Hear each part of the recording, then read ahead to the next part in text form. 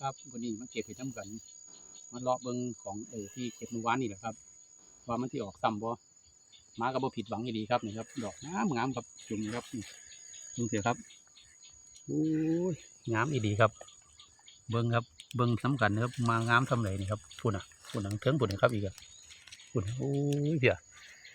เข้าไปใกล้นะซุ้มแบบใกล้เข้าไปใกล้ที่ได้เห็นดอกงามนี่แหละนี่ครับนั่นนะครับงามบ่จะว่ามาพี่อีกนี่ครับพี่มาเบิ้งของเก่าเจ้าของ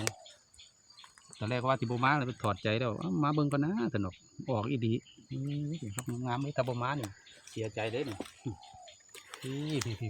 กลุ่มใหญ่มันดูพี่กลุ่มหนึ่งพี่ครับพี่